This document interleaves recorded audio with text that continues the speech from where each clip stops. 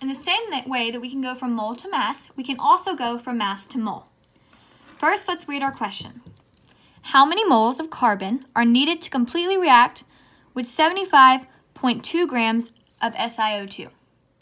Now, the way we're going to do this is first we're going to write down our given. So we're given 75.2 grams of SiO2.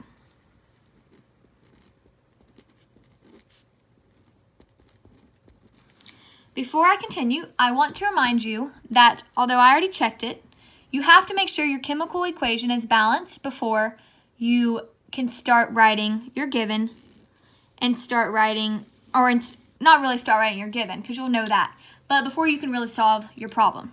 So let's make sure just to verify. So we have silicon, we have one and one, sorry. For oxygen, we have 2 on this side and 2 on this side, because here's our 2. And then for carbon, we have 3 on this side, and we have 2 here, and then plus here's our third.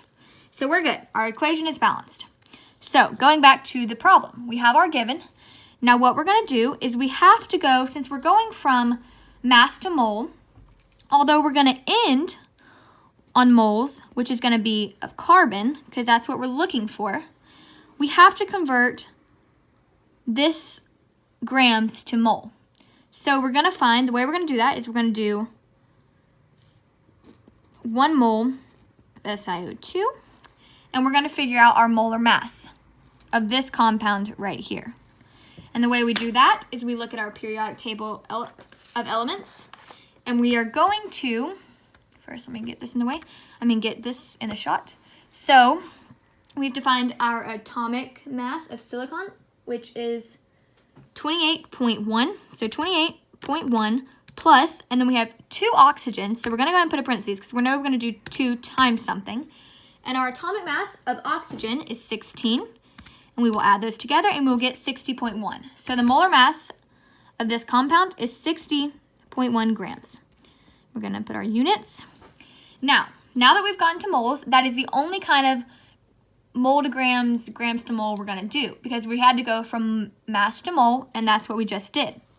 Now we have to use our mole to mole ratio to go from this compound to our carbons. Now the way we're going to do that is this will go back on the bottom, and it's going to be in moles as well, and we're going to find that there's only 1 of these. So we're going to put 1, and then carbons we have 3. So our mole to mole ratio is 3 to 1. Now, this will be our final step because we don't have to go from moles of carbon to grams of carbon. So now all we have to do is we are going to multiply the numerators, so 75.2 times 3, and we are going to divide that product by 60.1. In the calculator, it will look like this. We will do, in parentheses, 75.2 times 3 divided by 60.1, which will give us a large number. Be 13,558 point, we're going to round this 56 up to just 0.6. And our ending unit will be moles of carbon. And there is your final answer, and that is how you go from mass to mole.